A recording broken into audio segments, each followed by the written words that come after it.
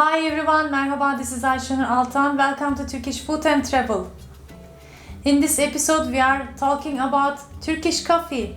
We're gonna talk about its history, the coffee beans, where it came from to Turkey, what you need to make Turkish coffee, the cezve, the special method of cooking it, and we're also gonna talk about the fincan, the cup we're gonna use, which one to choose, which one is best, and what to serve with it, all the candies, the tradition behind, the importance of coffee in Turkish culture, some stories that you would like to know, and finally the fortune telling, what's behind it. So let's get started. Okay, I got some notes about its history. Coffee was discovered in the Kaffa area region in southern Ethiopia early in the 14th century. And the first written record of coffee making made from roasted coffee, it's like a rhyme, comes from Arab scholars. And this is important, that who wrote that it was useful to prolonging their working hours. Actually, watchful Arab master of goats named Khalid noticed as his goats grazed on the Ethiopian slopes, they had become lively and excited after eating a particular berry. First they make the coffee by boiling the fruits. After a time they realize it comes out better when they roast and ground the coffee beans, and it starts to develop the first early coffee drinking. So how coffee beans came to Turkey?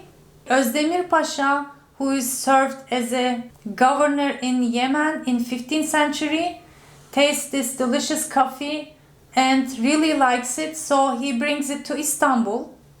And the first coffee house opened in Tahtakale area, which is in Eminönü. If you came to Istanbul, you all must have seen it. And one day, hopefully, I'm gonna take you there.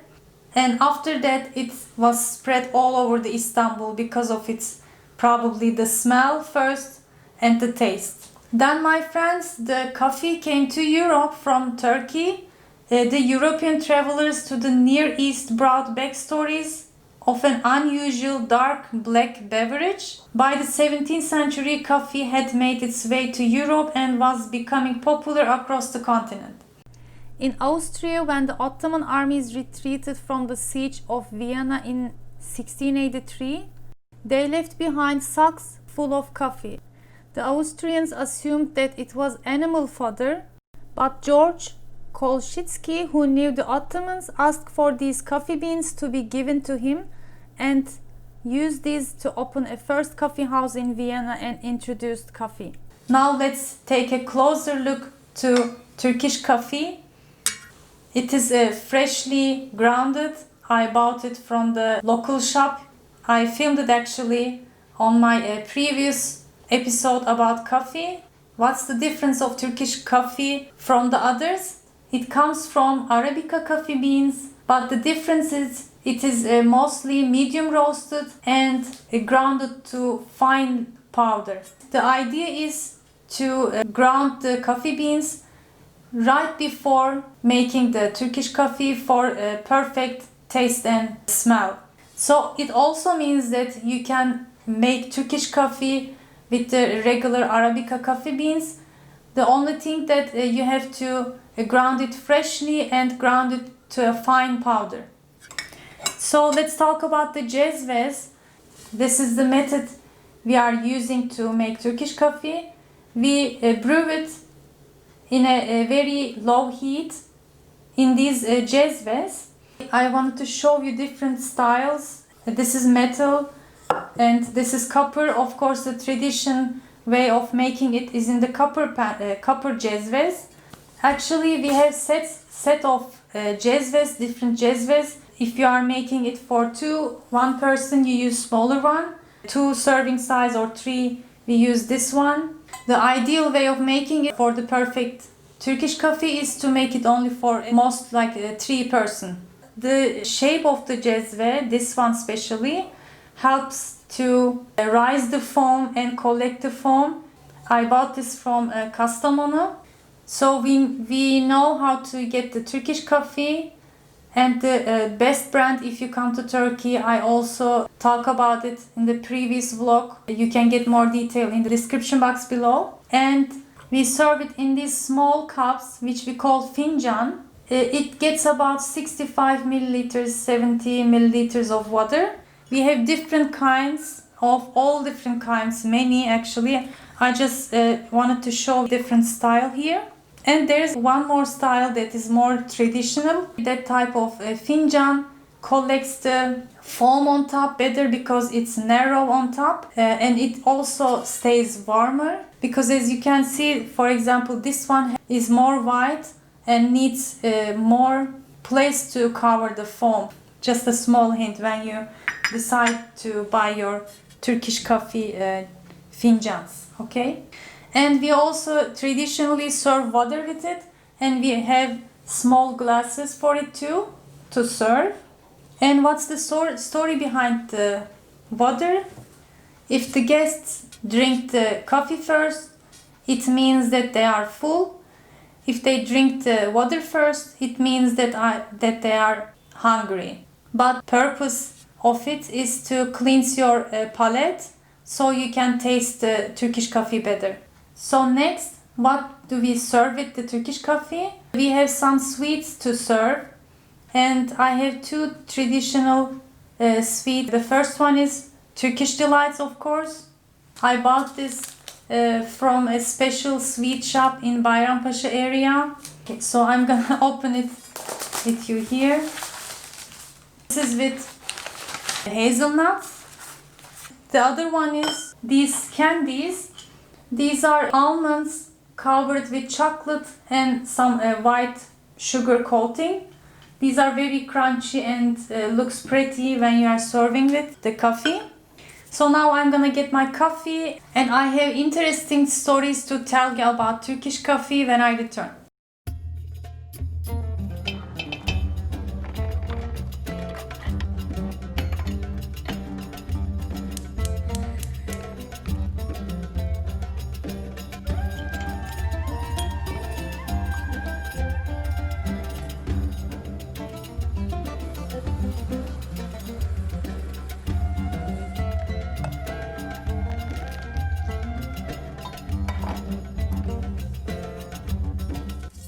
So I have my coffee. Let me get one photo for Instagram. While I'm taking a photo, I'm waiting my coffee to get rest. So when you wait, the coffee particles, as you know, we didn't filter anything, just sinks down and you enjoy the pure coffee on top. And I served my coffee with rose flavored Turkish Delight, hazelnut Turkish Delight lokum, and some almond candies. I'm gonna drink the water first.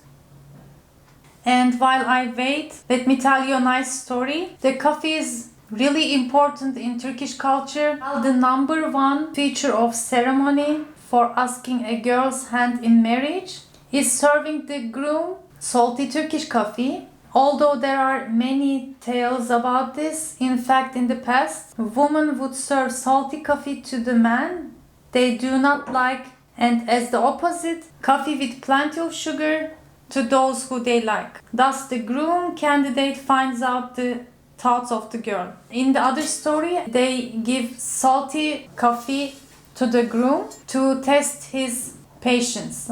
If he gets angry or not, this is the way of tasting it. We had our water and now take a sip. Very nice.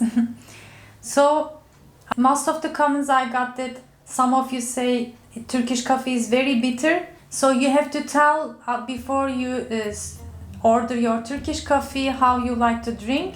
Without sugar we call sade. With less sugar we call az şekerli. Or medium sugar orta şekerli, şekerli, which is with sugar. And the bitterness you taste might coming from when you drink your coffee, you don't drink all the way. You end up drinking the coffee particles, which will be bitter. After you finish the coffee itself, leave the particles just there. Don't drink them, okay? Did you also know that The word breakfast in Turkish, kahvaltı, comes from coffee. We have coffee times after the breakfast, and the word kahvaltı for breakfast comes from there. So let me finish my coffee now and then talk about the fortune telling.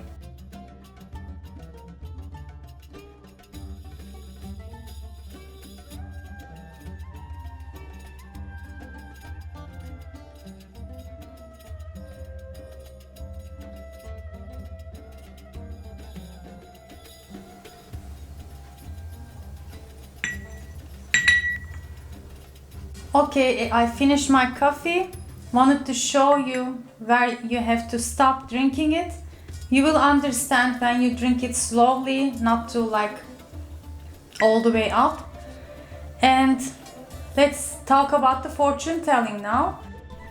My dear friends, since the video was getting too long, I decided to share it in the upcoming episode as a second part of the video.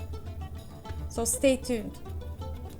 So I hope you enjoyed this little bit about history, things that you might not know about Turkish coffee, the background, how you make it, how you serve, how you enjoy.